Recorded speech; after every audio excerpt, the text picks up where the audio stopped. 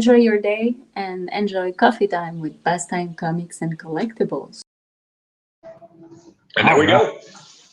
See, one thing about those is I love when Ryan does the intro videos because, like Ryan said, he goes in to show that you're not just a machine that draws constantly. There is another side of you out there, and so that people get to see.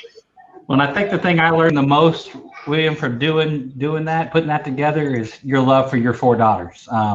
There are so many pictures you have of the four of them together. The disappointing part was it seems like you're always stuck behind the camera and don't get to stand there and take the pictures with them. Yeah, that is definitely true. Yeah, most of them I'm on the other side. Yeah, my daughters are definitely my world, and they are incredibly intelligent and artistic in their own right. And so, I'm definitely a proud dad, that's for sure. Well, and your oldest one just graduated from Mississippi State, correct? Yep. She just graduated, last week or something? They had their little virtue ceremony. She got a bachelor's in criminal psychology. So Nice. That is not an easy degree. I think we were. No. and then you seem to have. Yeah, she's planning to do her master's later on also. So I'm excited about that. And then my twins. One's in college right now to be a veterinarian, and my other twin is actually working full time. She's working with children. And then my youngest daughter, of course, is still in high school, but she's planning on doing nursing. So, yeah, I'm super, super proud. That's awesome.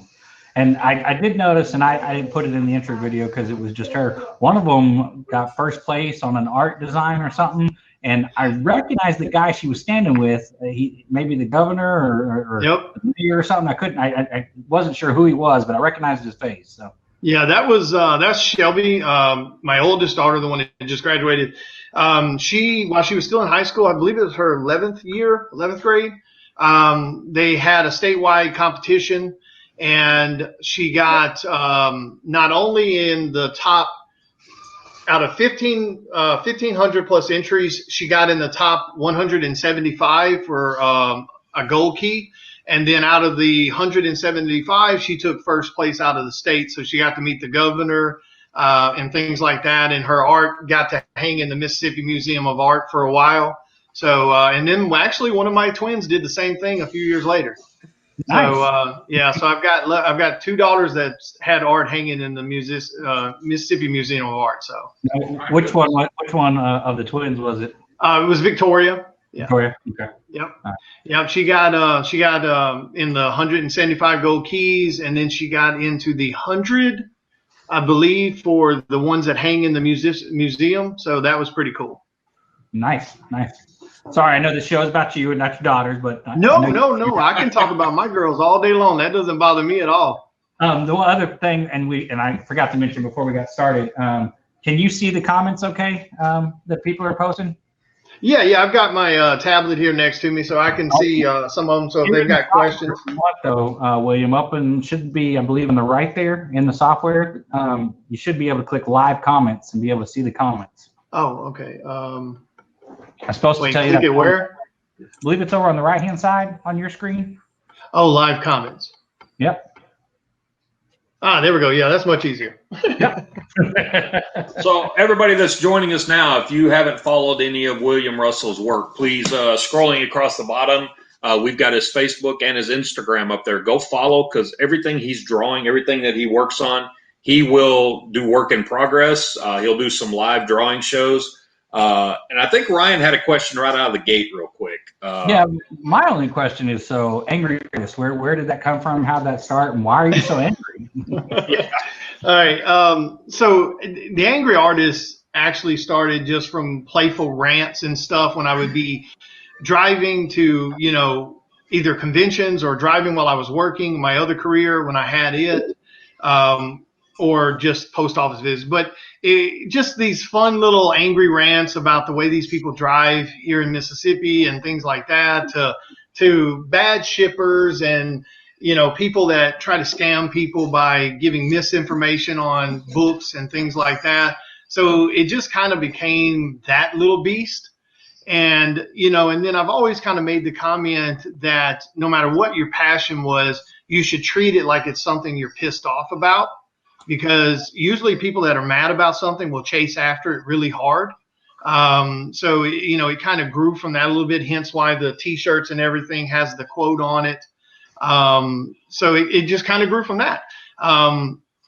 The rants have been both a blessing and it can be a bit of a bad spot, because sometimes people can't separate what's real, when it comes to playing a character and being a little fun. And don't get me wrong, now I can get pissed off real easy. That's not a problem. But, I'm probably when it comes to just in general, as long as you're being polite, respectful, and courteous, I'm one of the nicest people you can get along with. I'll do anything I can to help anyone. It's something that we teach my daughters and stuff like that, about putting other people first. And, whether it's me giving away art on my live streams or, donating to people that's had issues, I definitely believe that core belief that when you're an artist, if you don't have the fans, you don't have any damn thing. Right. So when I see artists trying to act holier than thou, trying to act like they're curing cancer on a daily damn basis, and all they're doing is drawing people in their underwear, those attitudes and stuff rub me the wrong way. And I don't have really a filter between my brain and my mouth. And I'm definitely going to speak my mind, and I don't care if it burns a bridge, because the way I look at it, if I'm ranting about something, it should be something, in my opinion, that everyone should be pissed off about. People shouldn't be scamming people. People shouldn't be shipping poorly or misleading people on information. And I think those are things that should be called out and pointed out and made an issue of. So that's where it all started, was just those rants, just kind of being shocked at how some people in this industry behave, and just kind of voicing my opinion on that.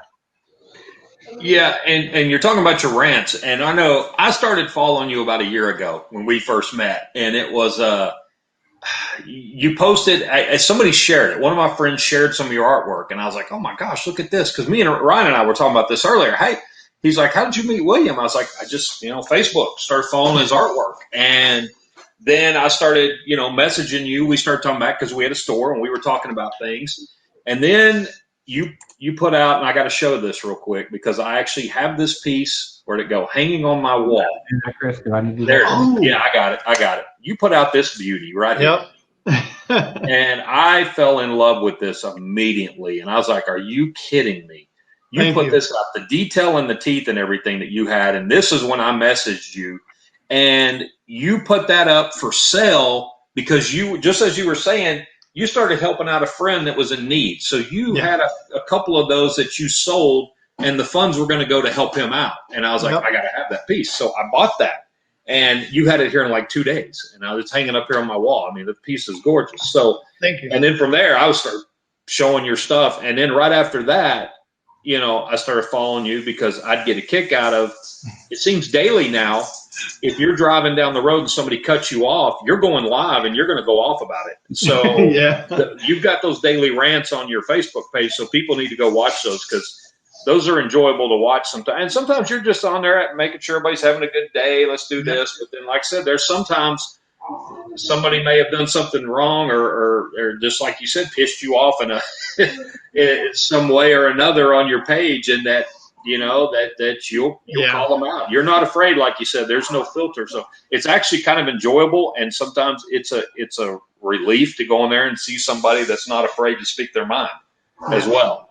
And I think that's the way we should be. I do believe, and I'm not saying go out of your way to be mean to someone or anything like that, but I do believe too many people let things slide that shouldn't in our industry, whether it's behavior, or protocol on how to properly do commissions and stuff, and be respectful about the time frames and things like that. I think I love the art industry. I love the comic industry, and I've been doing this professionally for the last 2.5 years. I love the people that I met. I love my Angernauts, and there's no doubt about it. They definitely have my back on some stuff, because as much as I love the art world, it's definitely mind-blowing sometimes the pettiness that can come out of it. And so, sometimes some of those rants that I've done, which don't get me wrong, I don't regret them, because I mean, if you're going to do dumb shit, and excuse my language, and try to rip people off, and I find out about it with proof, I'm going to call you out. And then I'm going to block you, because I don't even want to accidentally do business with you in the future. So, you know, it does. Sadly, I've had those moments where people have sent me a message after they've talked to me and say, wow, dude, you're not what I heard you were. You know, you're not this asshole, you know, that's just hammering on people for no reason. You know, you're completely, like when I meet them at cons and stuff, you're completely different than what so-and-so told me. And so some of the videos did kind of bite a little, in the sense that people would see the title, or someone would misinterpret what the rant was about and feel offended, and, you know, for whatever reason, and then they would kind of run their mouth behind my back and stuff like that. So sadly, that's going to happen with anybody that's kind of going to be blunt and call people out, because I mean, even when you try to do it the right way, like for me, artists are always going to come first. And one of my biggest pet peeves, and even though I've given away tons of stuff, one of my biggest pet peeves is someone jumping in my PMs who I've never dealt with, never done business with. I've never seen them promote my stuff, and they ask me for free stuff to sell in their auction and them pocket the money. And I mean, even in those cases, that can backfire. I mean, I made a post the other day, you know, telling that people should not be asking artists for free stuff. And then I got someone chiming in on it that wants to argue back and forth about it. And, you know, this was someone that was supposed to be artists first, and don't ask artists for free shit, and respect the artist and all of that. So sometimes it'll blow up in your face, because people read things and, you know, they kind of read it in the wrong light, I guess. I don't know. But I mean, and everyone's allowed to their opinion. Like I don't badmouth anybody. I don't name drop anyone. Even when they do the whole, can you give me this free stuff? I don't out them. You know, but I definitely think the industry in general, when it comes to the rants and stuff, sometimes people can take them the wrong way. That's for sure. So it can be a double-edged sword. But to hell with it. I'm going to have fun with it. If they don't like me, they can kiss my ass. I mean, there's nothing else I can do about it.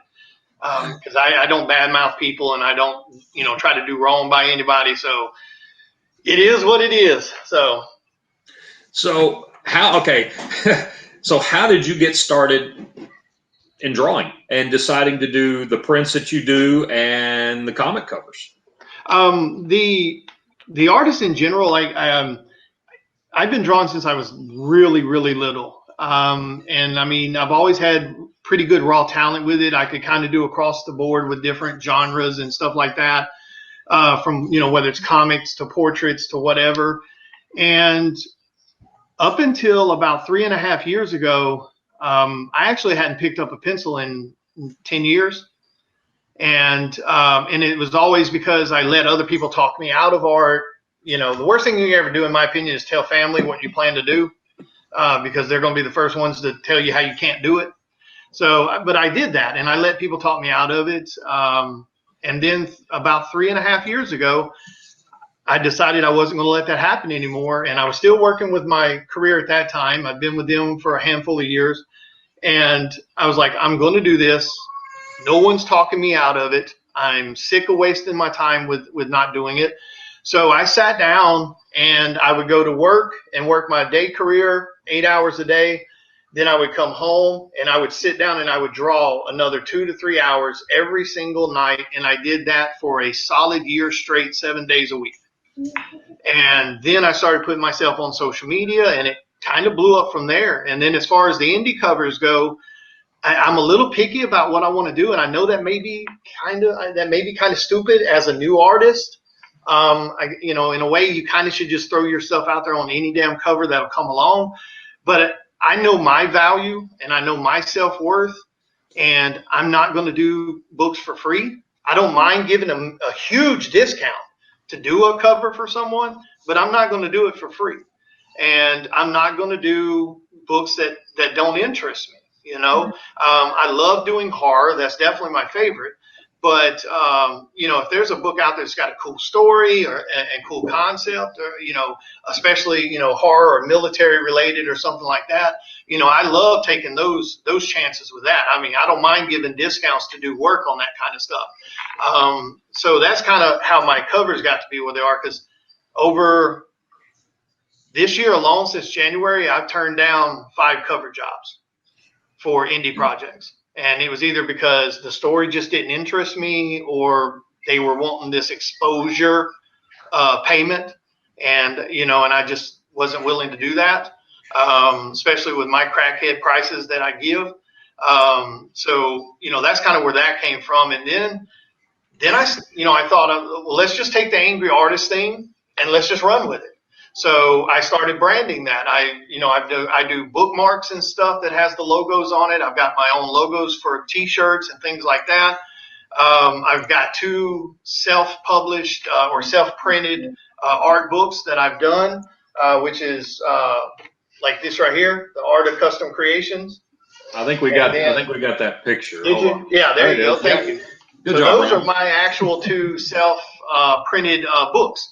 And now for me, I chose to do self-printing with a local print company because, again, shop local, in my opinion, if you're able to. They did a beautiful job on those books. I mean, they absolutely blew me away with those books. And I could have done a Kickstarter for them. There's no doubt it would have been funded. I wouldn't have had a problem there. But for me personally, and of course, I'm not saying anyone else has to do it this way or anything. It's just for me on my first project, I really wanted it to be funded with my own money. Mm-hmm. So I paid for every bit of that printing and all the work that went into those books out of my own pocket. So I've just kind of been running with that process. So. Okay. Yeah, there you go. You got a question from Michelle who's asking, what's your favorite pieces that you have done? Oh, man.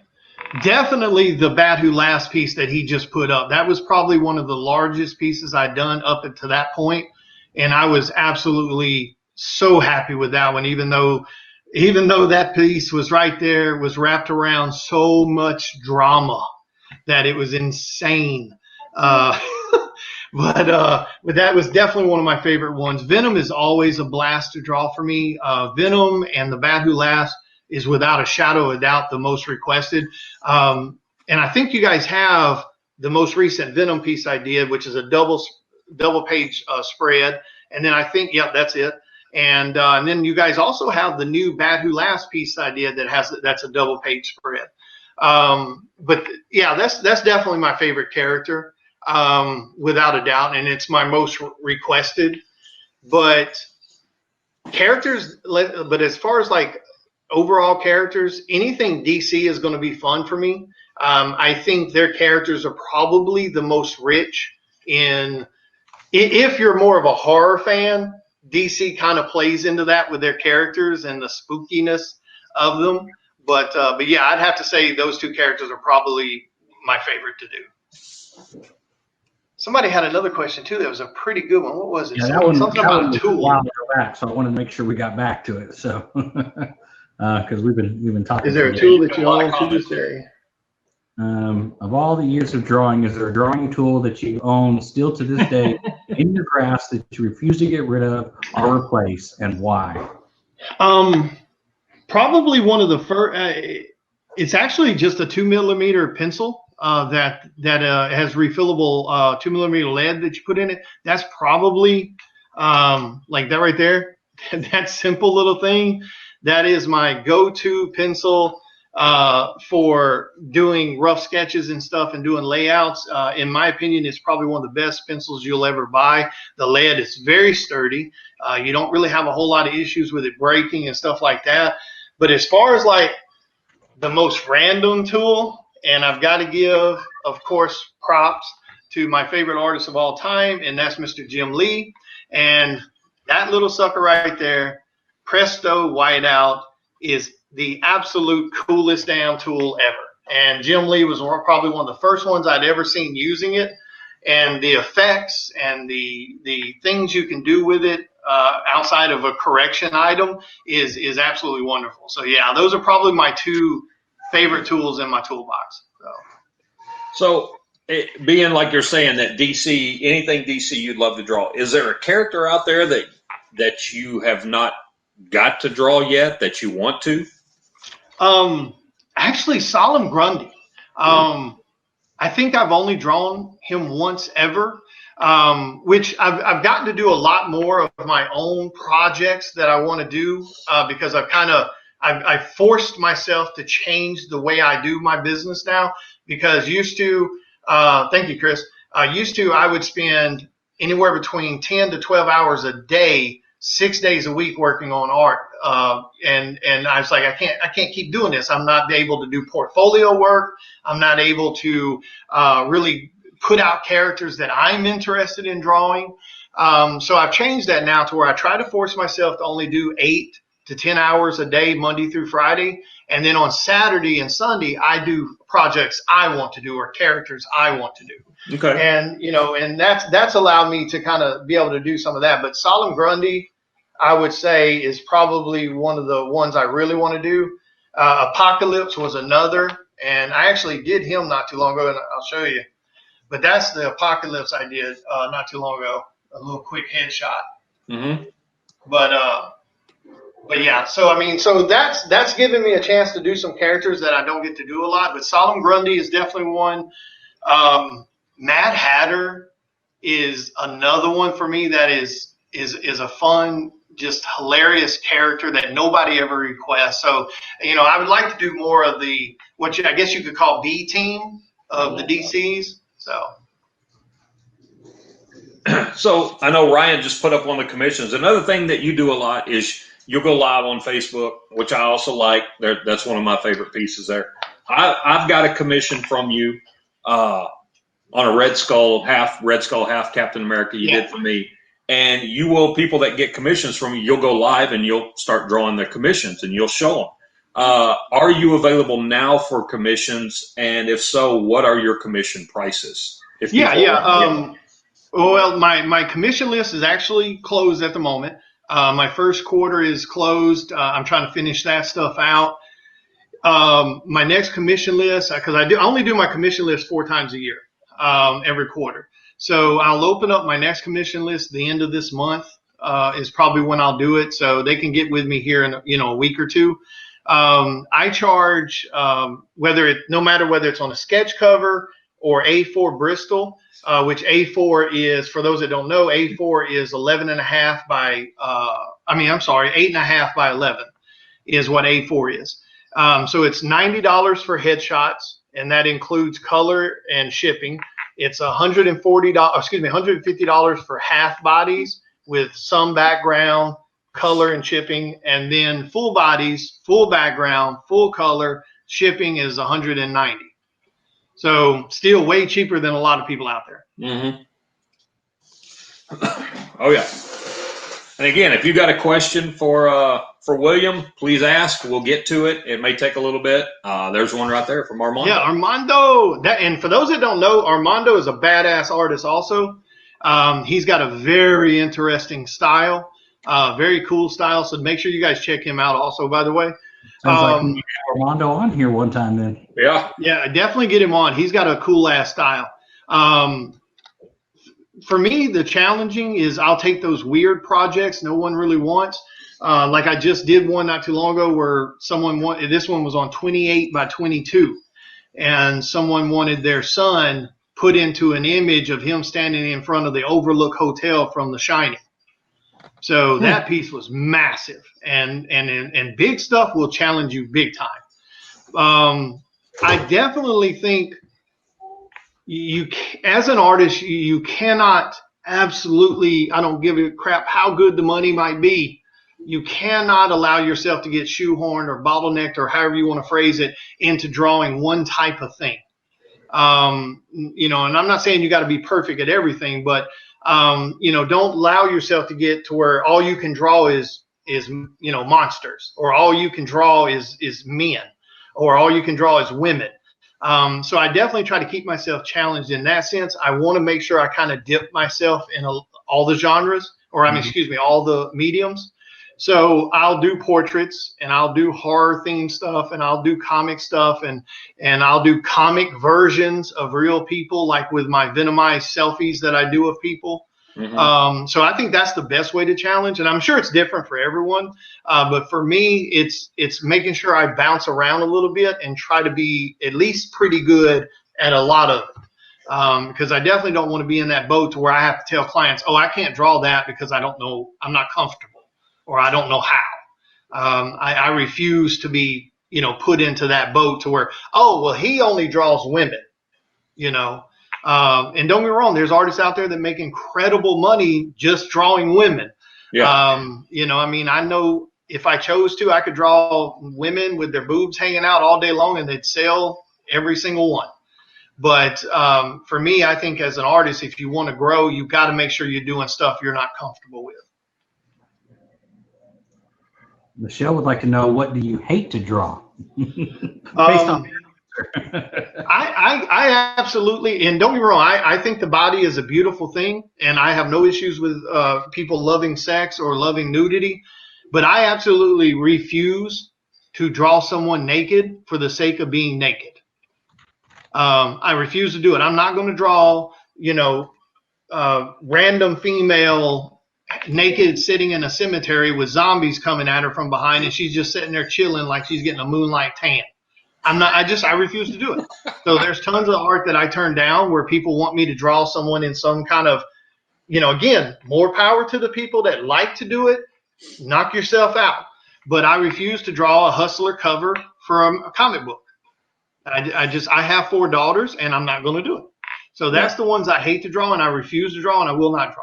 I mean, I've been offered as much as $400 to do one nude scene on the front of a book for a guy, and I told him no. I refuse to do it. I am not going to do nudity for the sake of just being nude, or the sake of a Hustler pinup. And there's a lot of artists out there that won't do that. I mean, that's just. Oh yeah, there are. And there's a lot that won't do. And I can't remember who it was. I think it was Kincaid. Ryan, I don't remember. Was it Kincaid that said the exact same thing? I can't remember. Remember Tiffany Groves had the request where somebody had asked them to do him and his wife together. Wanted her to do a art piece of them in the nude. And she's like, no, I don't do that. So that's, again, saying nothing wrong with that. There are artists that will and there won't. So that's right. And now I'll do nudity if it's done in a beautiful way, in a way that where it's elegant. Maybe the beautiful form of a woman, and you're looking from behind her toward her. And you're seeing her back and her buttocks and stuff like that. I'll do stuff like that. I don't have a problem with what's called, what I call sensual art. I don't have a problem with that. But if you want me to draw, two comic characters in the middle of sex with body parts down, showing, it's not going to happen. Right. I don't care how thick your pocketbook is. It's not going to happen. Right. So, and sometimes folks get mad about that. Well, that's your prerogative as the artist to be able to say no to anything you want. So now let's see. Go ahead. What was the question? I was trying to understand it. So he said, would you be willing to take my daughter's art friends at school to join, as you know how high schoolers can be? If so, I'll invite them to your page because my daughter and friends love your art. I've shown them. So I'm not sure if he meant take or maybe talk to my daughter's art friends at school. I'm not sure. That one there, in all honesty, just because of the way the world is, I don't know if my page is really good for little kids, because sometimes my rant videos can be very explicit. So I don't know about that one, because I try my best not to even curse around my daughters. And so those live videos sometimes can get a little rough. So I don't know. I mean, they're welcome to ask me a question or something like that. I think that's something you would probably want to make sure to talk to their parents about first, because if somebody jumps on my page, ranting about what their daughter or son has done, they're probably going to get their feelings hurt, because the way I'm going to look at it, maybe you need to be a parent and pay attention to what your children are doing before it happens. So, I don't know. Yeah, I don't know about that one, James. It might be better for you to ask the questions and then you just relay the answers to them. All right, James. So myself and McLean McGuire, who we've had on, and he's a big help. He creates our graphics and everything for us. We're a big Spider-Man fan. So I have to ask, within the Spider-Verse, between Spider-Man, Miles Morales, Spider-Gwen, Silk, all the different Spider characters, who is your favorite character, one? And two, who would you like to draw that you haven't drawn? Oh man, dude, Spider-Man 2099, hands down. That I love that book when it first came out. I love the concept of how they handled the character and the way he looked and the suit. Dude, that character is so badass. But now my second that I think is such an incredible character is Miles Morales. The way they handled him, the right way to introduce a new character, no matter what their background is, they handled that beautifully by making him his own character. So yeah, I think that one's a bit of a tie for me. It's probably Spider-Man 2099 and Miles Morales. That character is just, I love the innocence of him, and I love the fun of it, because when it comes to Peter, dude, I am so sick of seeing high school.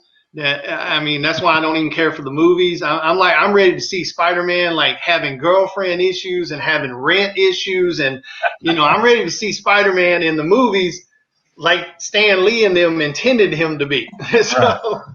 But yeah, Miles Morales, man, surprisingly enough, it's really weird, because last year I shipped out, I think it was 270 something commissions.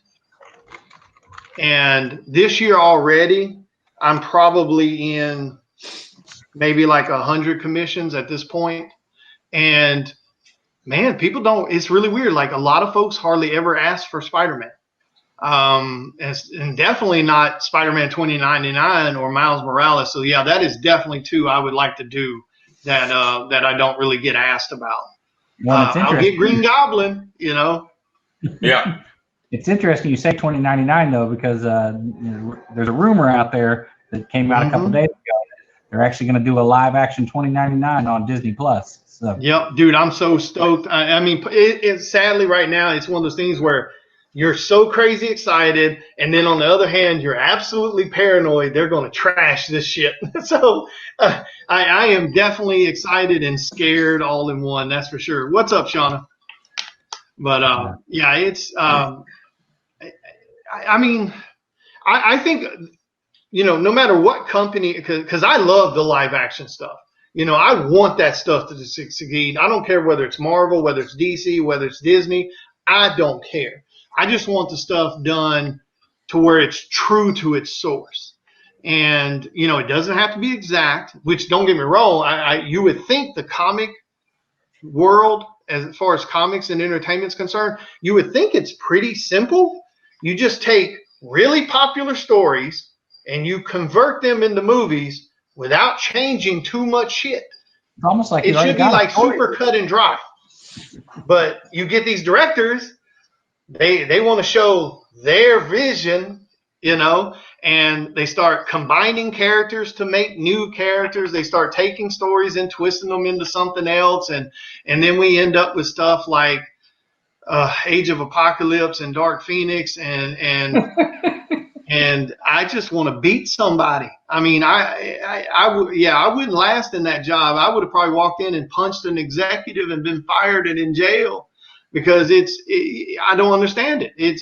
I mean, Marvel has laid the legwork so incredibly well that you literally would just have to copy what they've done and you would have a successful thing.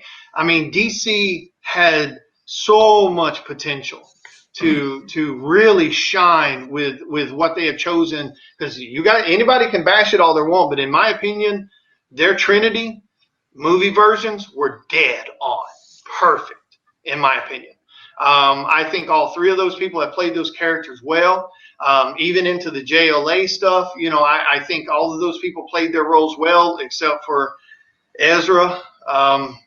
I don't know why they felt, and that wasn't his fault. Again, I think that was some of the Warner Brothers executives trying to put the levity into it, and the comic relief, and taking someone as bright and as intelligent as Barry Allen and making him an idiot, and these weird running scenes. And anyway, that's a whole different ballgame. But so I get excited. I mean, I'm like everyone else. I do want them to succeed. I'll definitely watch it if it happens, because I think I think people need to look at it as a whole and not movie by movie.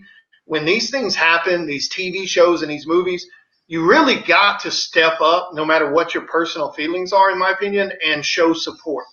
Because if we let it die out, we let it drown out to where they can't make money in some way, they're going to stop making them.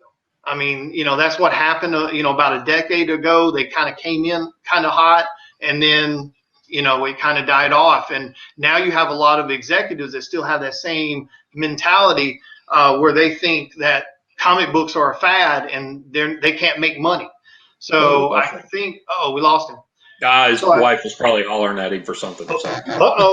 He's coming back. I can see, you can see him on the bottom. You can see him on the bottom of the screen talking to his wife. So. Oh, okay. He's back. Talking to the kids. They're trying to play okay. So I'm super excited about it. Well, let me ask you guys a question then, because with you guys in your store, I mean, how do you guys, when it comes to the indie world, because I know you guys do some books also, and you guys do some indie projects. So how does that work? Because and the reason I want your opinion is because I've had a moment where I've talked to someone who does, books and stuff, and I've sent them samples of my work, and it's always a weird thing to me because, again, you never know when people are being honest or whether people are just don't want to say what they want to say. How do you guys look for an artist to do things? Because I've sent stuff to certain people that I was kind of excited about some of the books they have floating around in their banner, under their banner. And I look at the artist that's doing covers for them. And I'm like, and I'm not talking about like artists, being the art being subjective. You like it, I don't, that kind of thing. I mean, where I look at it and there's tons of mistakes and things aren't accurate. And things like that, and it makes me scratch my head like, okay, you're telling me my art doesn't fit what you're doing, and all you're doing is females or posed in certain positions, and they are clothed, but there's tons of mistakes in the art, and so that's a weird thing when I get that every once in a while, which has only happened twice, but I was kind of curious what your guys' opinion is on that. Like when you're looking for artists, I mean, to say to someone, well, you don't really fit what we're doing. You're drawing comic stuff. Right. Well, and I'll tell you, because me and you have gone back and forth because I've put out some books. So before my projects come out, I already have, with the Forgotten Isles, I had the list of cover artists, and then I already had the list going in, and I've got more projects coming out. And I've reached out to you and say, I've got some projects coming up. When they come due, I want to talk to you about doing a cover. And you're like, yeah, dude, just get with me. Right? That project hadn't happened yet because I'm working on these other two before my next one comes out, which is funny because what you're saying, and I will actually, after the call today, I was actually going to message you about a certain print coming up. That's something else I'm trying to do, horror related, and was going to look at you for this print. So, but as far as comics in our store as indies, besides me putting stuff up, and I have a list of people that I want to use as a cover artist, with you being one, and I've got some local artists as well that just did a couple things for me that already I had on my list. As far as the store, I mean the store wise, we've gone with a couple. Was it Ryan? A couple of image books. And we've used, Sabine Rich for an exclusive cover, which we had her pegged for a while now to do something with. And then we used Sam De La Rosa because he was local. That was our very first exclusive in the store. And then we have Cale New as well that we had pegged. And now we had about 3 other titles that we were looking at artists, but considering con season got shut down right now, that's put everything that as a store as an exclusive cover that we're doing on hold. We're not launching any more exclusive covers right now. We have had people come to us in the store and say, hey, we want to do an exclusive cover for y'all. Here's my artwork. And we're like, okay. We don't ever say no. I think it has to be the artist that personally has to fit with that title of the book. I think it's a combination of a couple of things. So like Chris said, obviously the artist has to fit the title, but you also got to look at it from the store's viewpoint of there's a huge investment cost to do an exclusive book, right? Mm-hmm. So even if the artist says, I'll do the cover for free, well, you know, which no artist should ever do that. We've already established that. But even if they said that, right, there's still the money that we got to pay to do an exclusive with, let's say, Image or Dynamite, because they require us print a certain number of books and those books at a certain price. So I think a minimum, like any exclusive we've done has been $2,000 plus, just for the print run. So then you got to figure out, okay, can I recoup that money, right? So for yourself, you know, let's say we were to use you for an exclusive, it's nice because you're then out at cons and stuff like that. We could schedule to have you near our booth, or if you're at the same con, we could know, okay, we'll bring this book, and then we try to sell it and push it and go, oh, you can go get it signed. He's an Artist Alley at such and such booth number. So it's all those different aspects of looking into how to make that work. Okay. Yeah, because that one was pretty interesting to me, and which I hadn't had a lot of times to send portfolios to people, because up until this time last year, a year ago, I was working a full-time career along with doing art full-time. So I didn't have any time to work on portfolio stuff. But yeah, so that was just one that I had dealt with that I thought was kind of odd, which I think part of it also was, I think this guy just liked to hear himself talk, because I was like, okay, cool, man. Thank you. I appreciate your time and the information, and man, I wish you the best. And he just kept going. And, and I tried to end the conversation like 4 or 5 times. He just kept going. And which I understood like part of the response, because when people have those handful of artists that's kind of been with them for a while, and they, that loyalty can be there, and you can only do so many covers, financially. So I completely get that. And like I said, I didn't have a problem with that statement or that aspect of the thinking. It was just when he made that comment, like, well, your art doesn't really fit what we're doing. I'm like, dude, I'm saying to myself, like I'm not the greatest in the world or nothing, but like, dude, I've seen your other covers and I'll run circles around that, so it kind of, and I don't mean to sound like I got an ego there. I kind of scratch my head sometimes these days. I see covers that get put out and there's so many mistakes on the artwork that it kind of, so I just kind of throw it as maybe it's a buddy thing, or maybe it's a time thing, or I don't know. It's a combination of a lot of it, man. So, like you look at us, we use a lot of the Scott's Collectibles team, because I actually work with Scott's Collectibles at cons and stuff like that. Cool. So I know a lot of those artists, hang out with those artists. So like you talked about, it's that relationship we have with them. But also it is part, the style. So like we did the Mercy cover with Sabine. No offense to Kel, love Kel, great artist, but I don't see him doing that fluid Mercy cover. He did a beautiful, knocked out a wonderful Storm cover for Unknown Comics, and it's beautiful and everything, but he's just more jagged, hard edged lines and not the smooth lines. So sometimes it can be a little bit of that too. David Sanchez is a local artist for us and kind of up and coming. He's very much in black and white, does beautiful pictures, but it's all black and white. So unless you have a colorist then on the side to go then color his stuff, you can't get that kind of stuff. So there's a mix and match when it comes to all those decisions. The other thing is like we talked about, certain stores unfortunately don't support the up and comers, right? They want a well-known. They want a J. Scott Campbell, right? They want the guaranteed money, right? So and that's not always guaranteed. I'll tell you. Yeah, that's true. That's not guaranteed. There in our store, and we've got our local artists, Ryan Palmer, we've got David Sanchez, Sam De La Rosa is a more well-known name, but we've got his stuff there. We try to promote those local artists, and so Chris doing his own books through the 4 Leaf Comics, we've reached out to some lesser-known artists like Tiffany Groves, who is with Scott's Collectibles but hasn't really done a lot of books.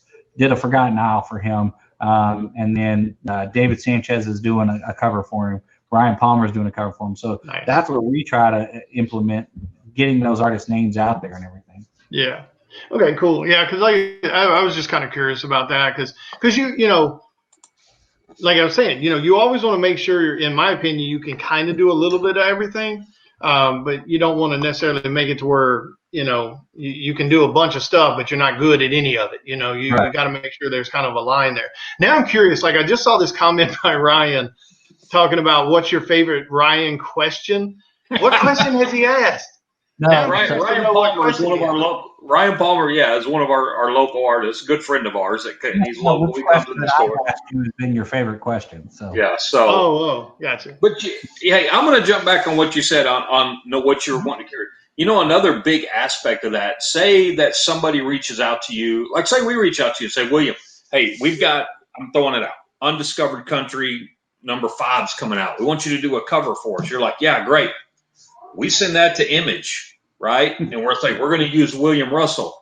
And Image is like, no, we don't want to use William Russell. They may not, and only because they may not know you. Even though we send them your work, that's another thing. Some publishers get a little crazy on their artist and who they want on their book. Yeah. And, that's happened before. So, well, you do the work, we send it to them, and they're like, nope, don't like that. You got to change it.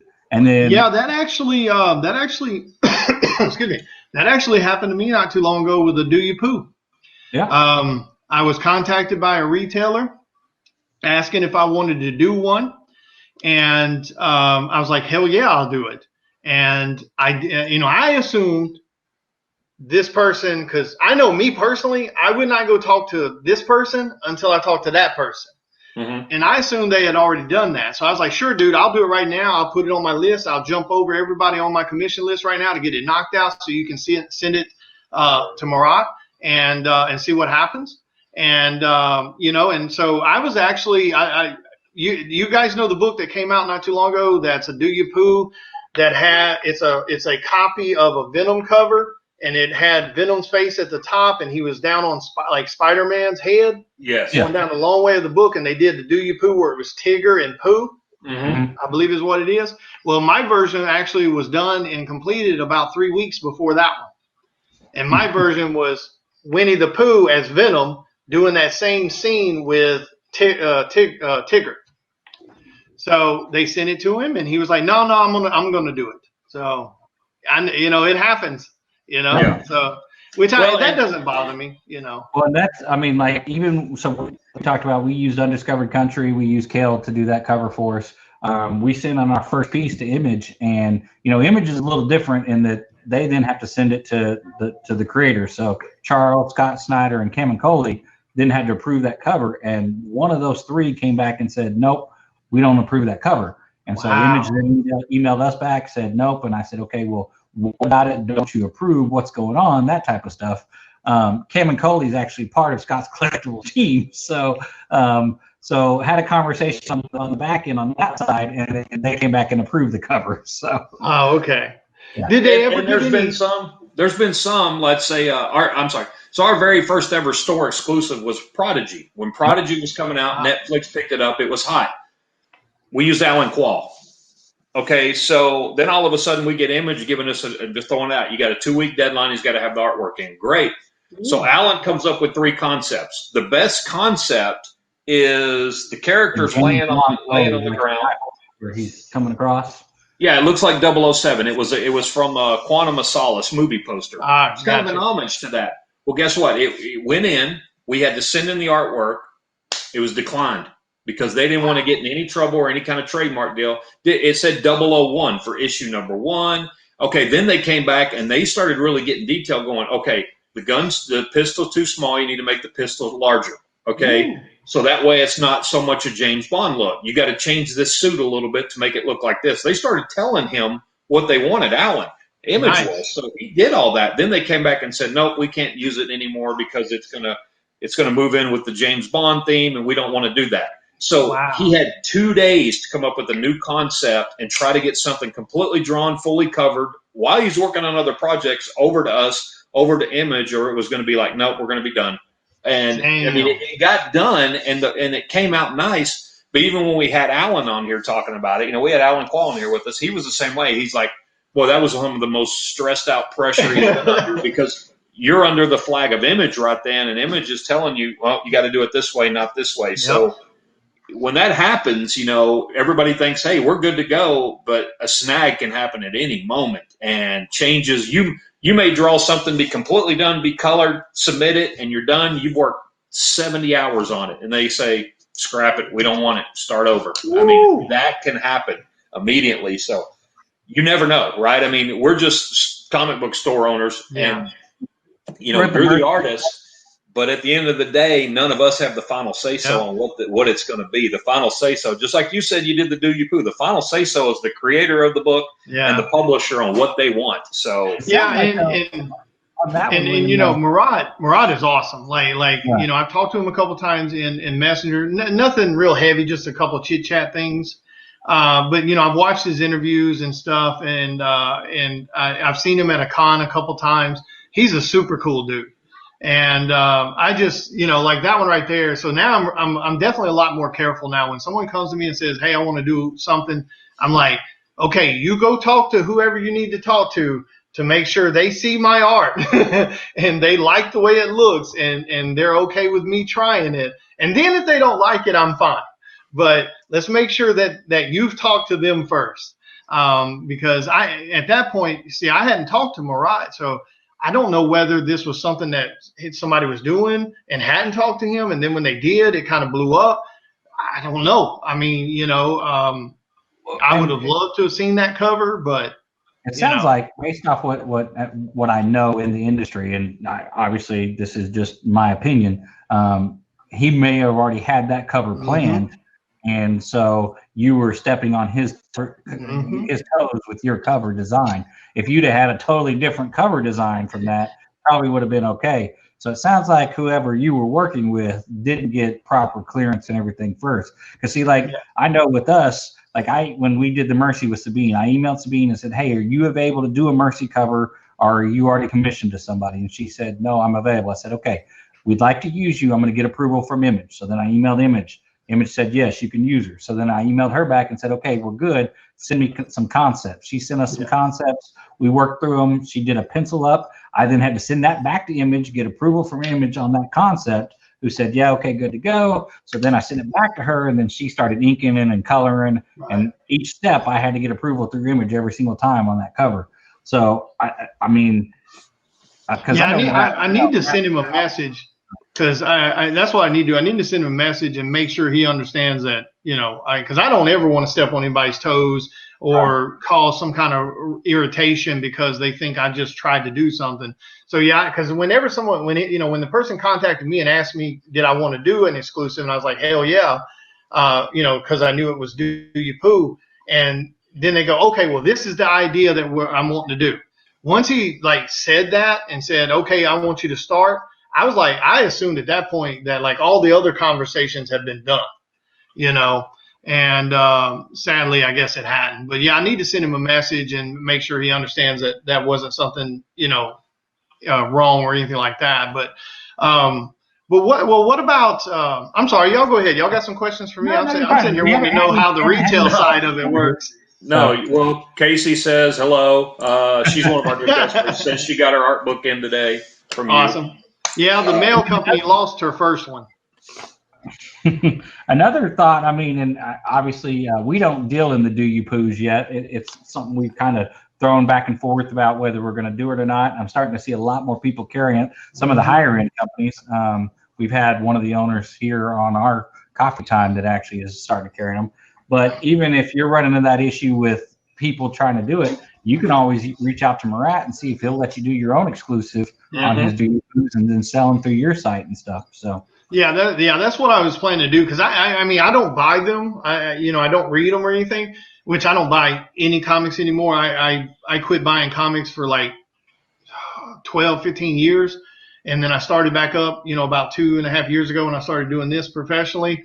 And I've sold most of that stuff now. So I have no time to read. So, but I like the fun, playful concepts of it. I've been doing playful cover swipes with Disney characters.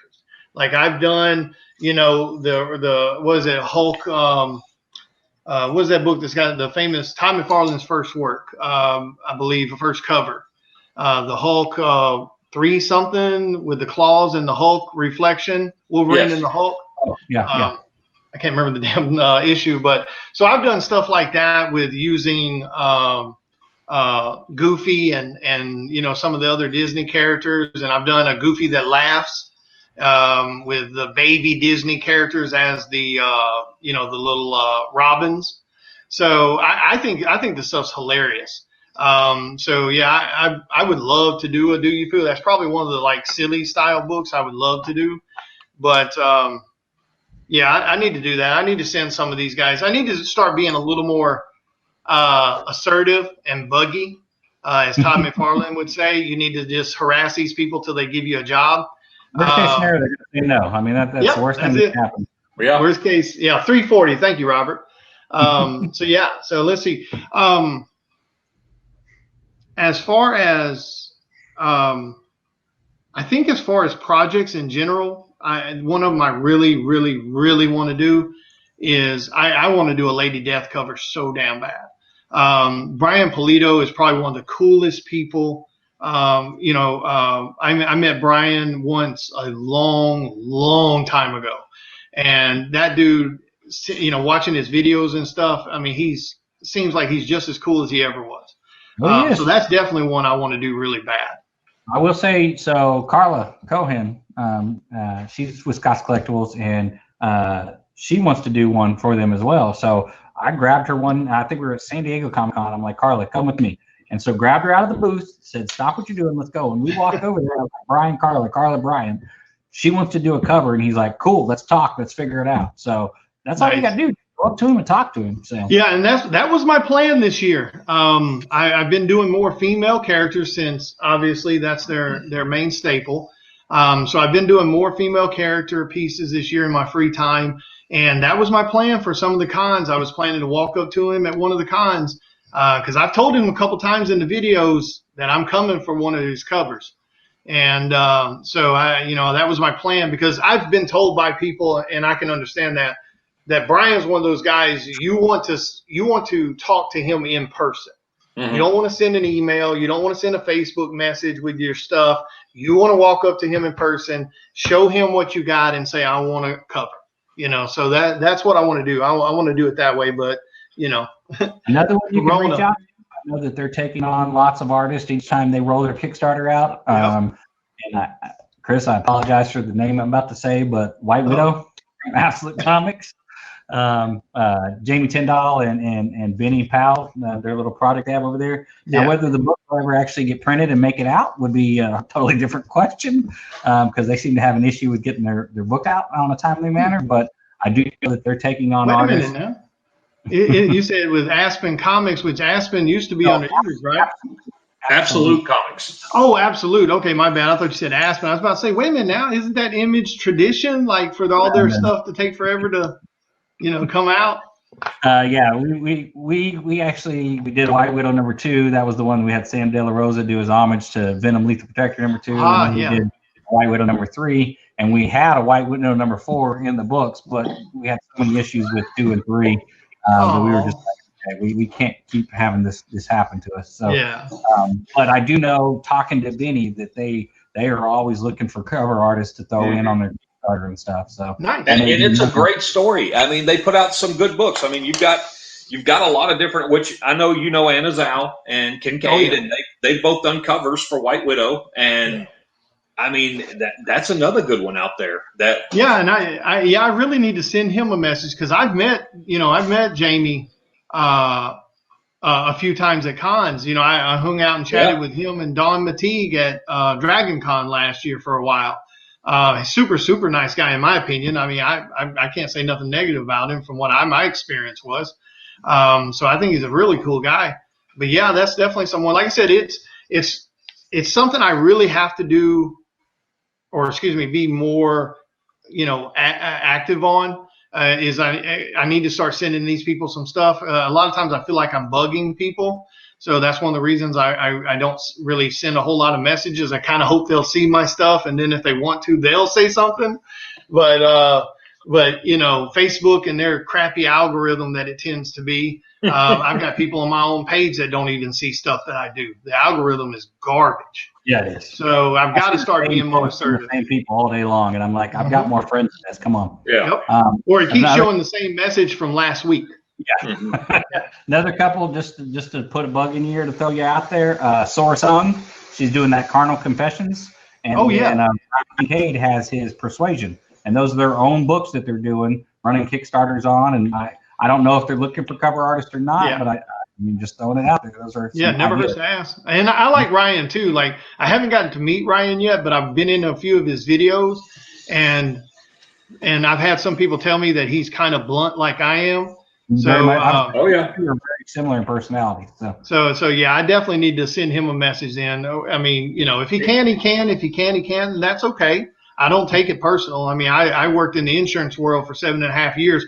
Someone saying no doesn't affect me. I mean, it's okay. If you message him, he will not respond. It will be his wife. Instagram. Get him on Instagram. That he'll respond Instagram. quicker on Instagram.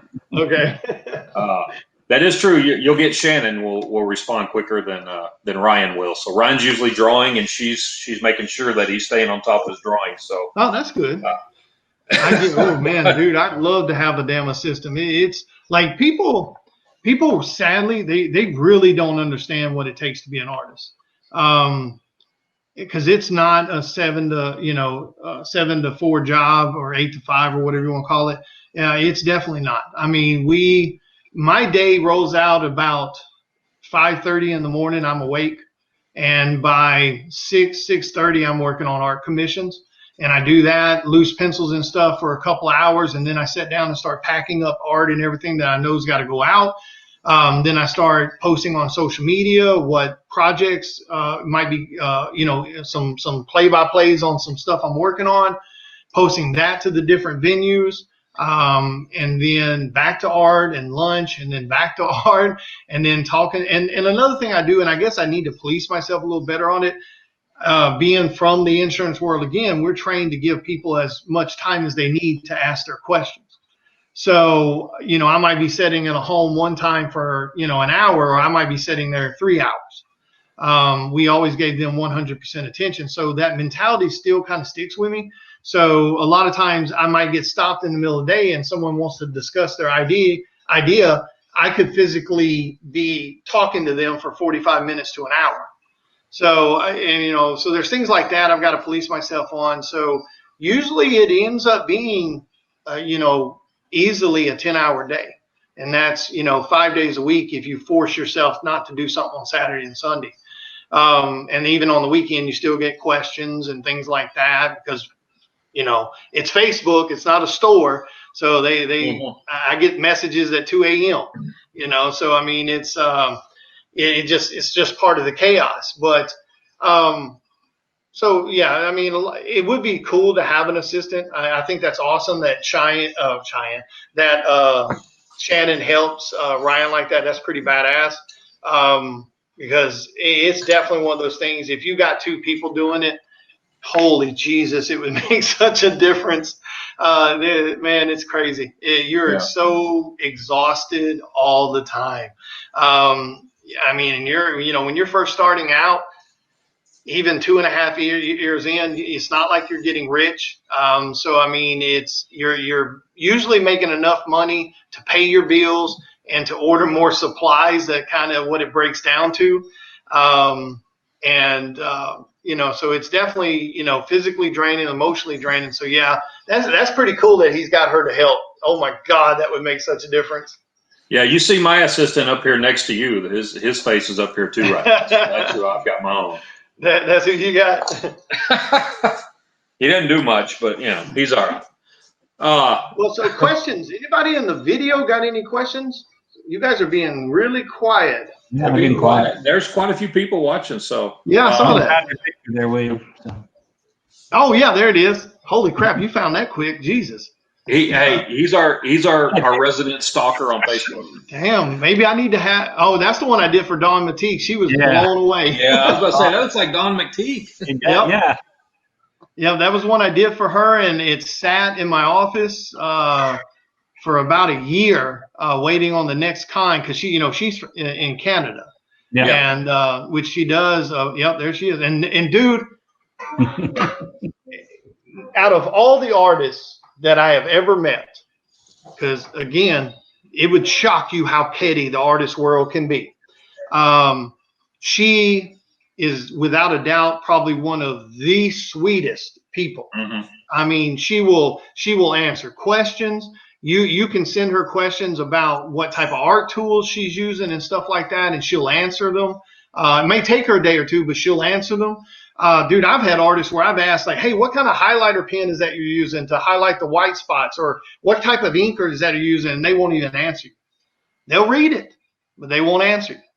It's like they're guarding this gold thing, you know, that they can't share the information, like they're under some kind of lock and key for it, you know. And I'll never understand that when it comes to art community, because I don't give a shit how good you are, how talented you are, how popular you are. You can't physically do all the business. So sitting back, being scared to share information or comment on another artist's stuff or share another artist's stuff is ridiculous. I mean, there's tons of people out there that you know, there's enough business going around that you don't have to be that way. And that's a fact, whether it's art or whether it's selling comics. You don't have to be petty and underhanded or just stingy with information. It's ridiculous. But she is no doubt one of the kindest people I've met in the artist industry, other than like some of the old school guys, you know. Of course, Jim Lee's a pretty damn cool one too. Yeah. I mean, anytime you got someone that's as big as Jim Lee, who runs his, you know, Discord channel, his stream, his live twitching on Twitch, when he does that and he has his draw along sections, and then he chooses 13 or 14 people out of that draw along, and he takes their art and puts it on his Instagram page, that's pretty badass. Because most artists out there won't even chime in on another artist's stuff unless it's an artist of the same popularity level. So you'll see that. You'll see tons of rookie artists on, you know, so-called high-end artists pages. And those high-end artists will chat back and forth and comment and like and share their stuff, but they won't do it to the lowly rookies.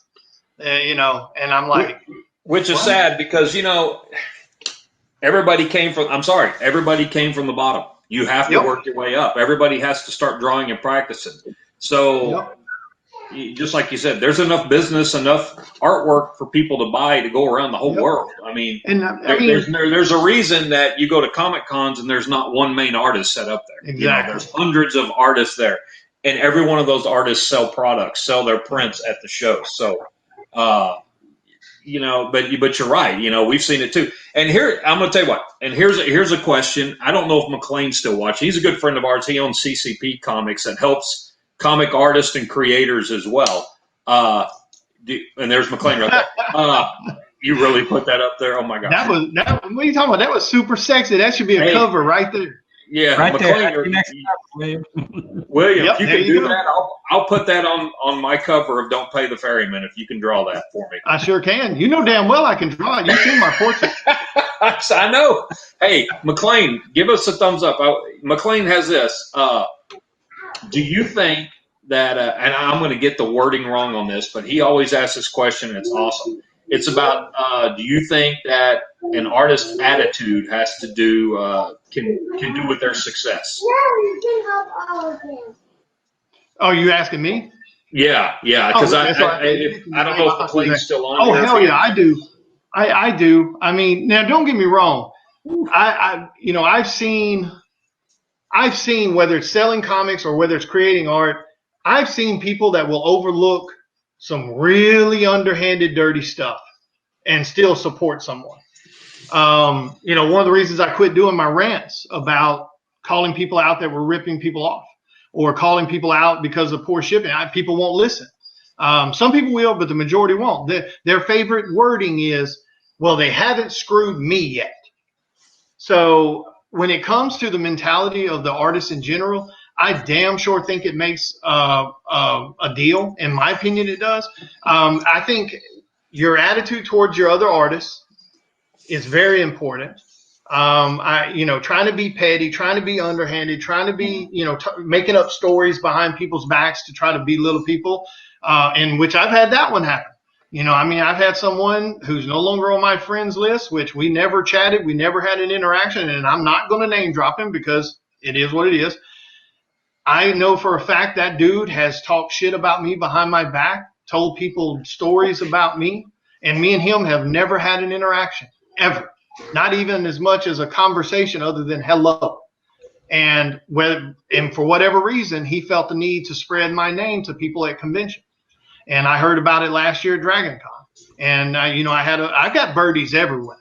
So, I'm probably one of the worst ones anybody wants to talk shit about behind their back because I'm going to hear about it.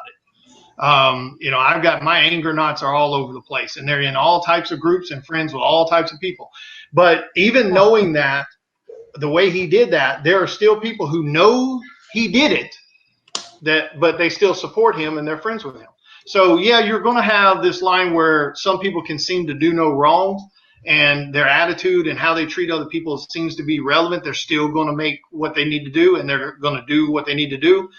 But in my opinion, I think it matters. I think artists, there's a lot of artists out there today that need to eat a huge, huge slice of humble pie and realize they are drawing comic characters. They are not running into burning buildings, saving babies. They are not curing cancer on a daily basis. They are drawing people in their comics. And to sit here and have this attitude, like I've seen high-end artists put posts on their page bitching because some con who gave them a hotel, gave them a flight ticket, gave them a free table at a convention, but they made a post bitching because they didn't get a limo ride or someone picked them up at the hotel and carry them to the con, or pick them up at the airport and take them to the thing. So to me, that's a huge turnoff. You're sitting here getting to do what you love to do and getting paid very well to do it. And for some reason, you think people owe you stuff. That's the same like the issue I had with the conversation with the person the other day. Artists, because they're in your group, don't owe you anything. Mm-hmm. Just like you don't owe them anything. It's supposed to be a mutual beneficial thing. So unless you're promoting the artist, unless you're sharing their information, you shouldn't be asking for free stuff. But and that's the way I look at it with artists going to cons. Just because you've got some fame to your name, they don't owe you anything. These fans are what made you. These conventions help make you. They help promote you. You sitting around making a post like that, dude, if somebody offered me a damn free table at a con, you can bet your money I won't be bitching, because even if I had to walk from the hotel. I mean, you need to sit down, realize what you're doing, realize who put you in that seat, and you need to show some mutual respect. So sadly, there are some artists, I think, that lose sight of that. And because I've seen artists be rude to people at a con. I'm sitting at a con listening to an artist be rude to a client or to a customer that walked up, or a kid that walked up to their table because the kid was asking too many questions. So, I mean, there's definitely some people out there that need to eat some humble pie. And, I don't care if a customer walks up to you at a con at a table and he wants to just chit chat for a minute, just give it to him. That makes that person's day. For whatever reason, they chose to come to your table. They chose to talk to you. And you sitting there acting like you're some holier than thou dude that just cured cancer in the back or completed some heart surgery before you walked your ass out here to draw some comic book stuff is wrong. So, yeah, I definitely believe it matters. I think respect needs to be a huge thing in the art world. But across the board, whether it's clients or colleagues and coworkers, it has to be. The petty shit is ridiculous. No, I agree. Ryan, what kind of packages did you just get in? I got my Uncanny X-Men 137 in, and something else I bought. So. And his Hulk right. 181. Yeah, I saw him hand it over to you. So okay. Somebody got mad at me the other day because I was letting one of my daughters color my Walking Dead #1. It's your book. You let them do whatever you want. Your book. You do what you want to with it. But yeah, exactly what you said. You see that at cons with attitude. I think even us having a store. If we're at cons, we want people to come to our store booth. So we want to be friendly. We want Dustin. We want to be friendly. We want to, we want people coming up because for one, the way you're going to treat your customers and is determine if they're going to come back to your table or not. Yeah. So if you yourself are rude to somebody that comes up, you just lost a customer for life that may wind up buying every piece of artwork you ever put out. You just don't know these days. So especially kids, though. Yeah, you can't be rid of a family that walks up that may be interested, even if it's a $5 print you have at your table. That's $5, right? They're buying your artwork to put in their house for a reason. And give you an example of something I saw, and thank God that's not the majority. There's a lot of great artists, right? And they'll sit there and talk as long as you want to talk. And the art world in general, thank God, even though there are some petty things that goes on, it's more positive than negative. Whether it's dealing with the clients or dealing with the retailers or the cons, it's definitely more good than bad, thank God. But I do think some folks need a reality check because, I mean, to give you an example, like I was at Dragon Con last year, and they had this little thing where if you wanted to take part in it, like it wasn't mandatory, you had to let them know prior that you wanted to take part in it because they would give you this thing to set on your table, letting children know that they could come up to your table and get a free head sketch. Some little remark, about that big on this little thing they bring up to you. And it's free. Well, I sit there and I'd done those that morning. By midday or afternoon, I had probably done, 20 of those remark sketches on the first day. And like I said, they're not very big. Maybe take like 10 minutes to do, 5 minutes, something like that. And towards the end of the day, the last kid walks away, and the lady sitting next to me leans over and asks, she's like, "What do you make off those?" And I was like, "I don't make anything. It's a promotion thing they're doing for children to get art from artists here at the show." I was like, "We don't get paid for those." "Oh, hell no, I ain't doing that." And I was like, "They're kids. It takes like 5 minutes to do. I mean, it's not rocket science." And, "Oh no, I don't have time for that. Them kids can pay like everybody else." And I was like, holy crap. Ooh, it took all my energy because I still had 3 days with this chick. It took all the energy in my world to keep me from rolling stuff off my tongue. I was like, these are kids. And I mean, kids like 8 years old, 10 years old. We're not talking about 16-year-olds trying to get some free art. I mean, these are straight up little kids. And a kid that's going to appreciate that. You never know. One kid out of that group may wind up and be an artist because of something that he got off your table one day that you inspired that kid to draw. Yep. And that's all it takes. Yeah, and that's the way. Like I get, once you've been in this world a long time, it can get to you. And dealing with clients day in and day out, it can get to you. I completely understand that. And then, of course, cons, you may not feel well. You've been talking all day. You've been drawing all day. Your back hurts. Your hand hurts. I completely understand that. But you got to reel that in. I mean, you got to show just as much energy and politeness to the first person through the door to the 200th person you may have talked to that day. I mean, that's just the way it's got to be. You can go to the hotel and then decide to punch a wall or throw some furniture or whatever it is you need to do. So, but yeah. What's that? Sure as you can do. Oh, I was reading James's thing. Yeah. Well, all right. Well, I'll just say this. You are our second longest guest ever. We've been on for an hour and 22 minutes right now with you. Holy crap. Yeah, dude, it flies by. Well, again, I want to, like I said, I want to thank you guys so much because this project you guys do where you guys are talking to up and comers, it's damn sure not something you have to do. And it doesn't, always, net you guys anything at all. So, I mean, the fact you guys take the time and you sit and you chat with us, I mean, dude, that's huge. And I mean, I definitely thank you guys so much. And as soon as all this crazy crap is over, and the paranoia, I definitely want to make a trip down and hang out at your store. We want you in the store. Like we were planned in March. You were coming. And then everything got shut down. And we're like, well, there goes that. I mean, everything was shut down. Cons, Fan Expo, Oklahoma City, Kansas City, it was all gone. So we're just like, okay, well, you know what? And that's what I told you. I'm like, look, when everything, and you told me, you're like, well, when everything blows over, I'm coming. I'm like, well, come on. We got space. Yeah, I can't wait because I'm We going to want go you to- actually. I'm going to go also and do an interview. I think with the Strikeout guys. So, dude, I'm super excited and sit around and talk smack with beer. Yeah. That's Tony and Brandon, or Yep. that I call themselves Alan and Rapid Dave. So they just yeah, they're good. Tony the Pool. We'll have you in store, William, and that's all great and everything. But I'm more excited for the dinner afterwards. So Yes, we always do it. We'll take you to a Please. nice dinner. Man, please tell me y'all got some good barbecue. Yeah, Of course we'll we be do. in Texas. So that's where we go.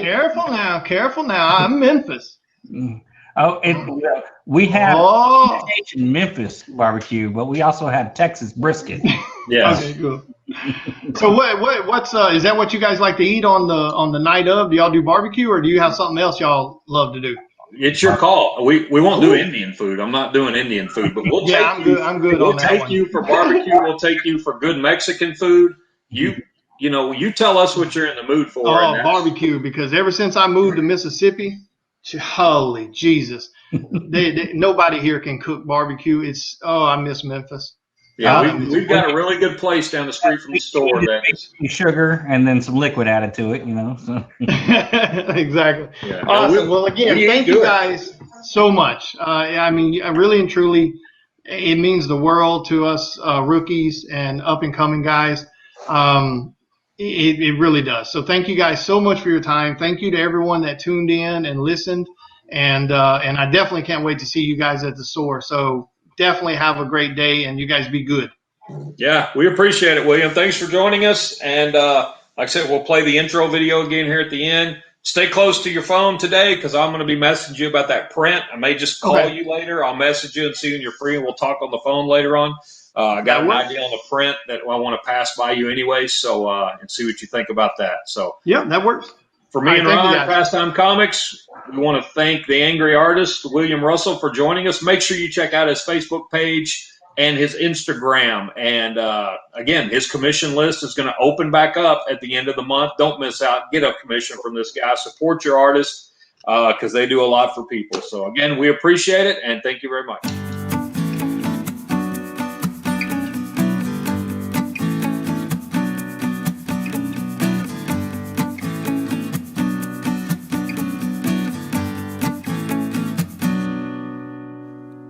Enjoy your day and enjoy coffee time with Pastime Comics and Collectibles.